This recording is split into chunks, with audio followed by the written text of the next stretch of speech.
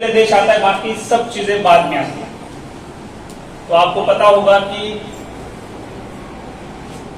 कुछ समय पहले, कुछ वीक्स पहले और डेज पहले मैं कहूंगा कि जिस कायरता से हमला किया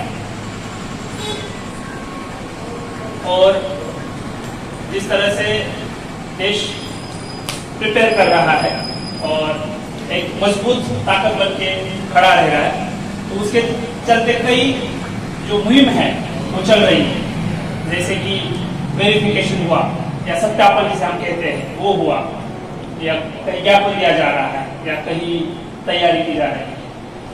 अलग अलग पुलिस द्वारा नाकाबंदी है, अब डिफरेंट जगह चेकिंग चल रही है। तो इसके तहत ही एक जो लोग यहाँ काम कर रहे हैं, ज्यादातर सांचौर जैसे एरिया में, वो लोग कहाँ से है? क्या उन्होंने आपकी अपनी पहचान छुपाई है, या जो लोग कर रहे हैं ये कोई क्राइम में लिप्त है? क्योंकि जब क्राइम होगा या कोई अपराध होगा, उस अपराधी तक पहुंचना भी हमारी जिम्मेदारी है। तो इस प्रोसेस द्वारा अगर आप में से कोई अपराधी निकलता है तो उस तक आप पहुंच सकते हैं।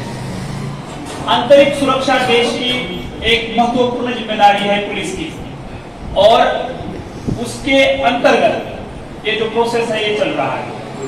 आप लोग यहाँ काम कर रहे हैं, अलग अलग जो पेशे है उसमें काम कर रहे हैं। सुनार हो सकता है, कोई कपड़े की फैक्ट्री हो सकती है, कोई भी चीज हो सकती है। तो आपको बहुत बहुत सिंपल काम करना है। उसमें आपका सत्यापन मतलब क्या होता है? आपका फोटो, आपका आइडेंटिटी कार्ड, उसमें बस आधार ही नहीं है, क्योंकि आधार फर्जी बनता है। आधार के साथ अन्य कोई दस्तावेज जो आपकी पहचान बता सकता है कि आप कहां से हो।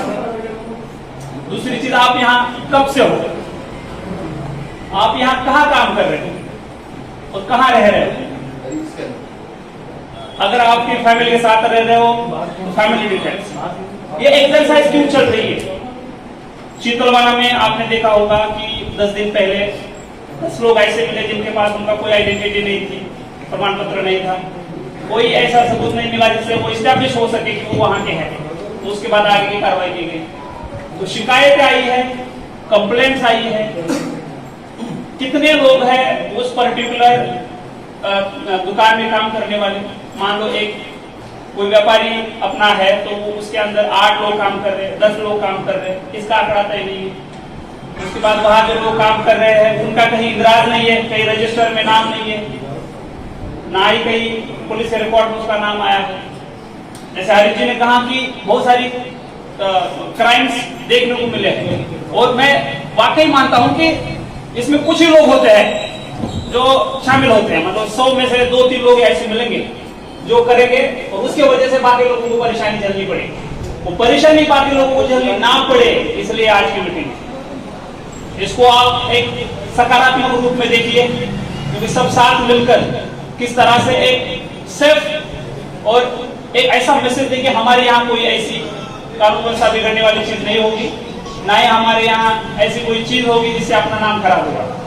तो ये प्रिवेंटिव मेजर्स है, प्रिवेंटिव मेजर्स है। दूसरा, सांचौर जो एरिया है वहाँ बहुत कारीगर है, बहुत लेबर वर्क है जो वहां से आके यहाँ अपनी मजदूरी कर रहा है, रोटी कमा रहा है, अपने यहाँ से नेशनल हाईवे जा रहा है, ऊपर से अपने जो कुछ थाने हैं, जैसे सांचौर सर्कल में आप देखोगे सरवाना है, चितलवाना है, और ये एरिया जो है वो बॉर्डर्स के नजदीक भी है।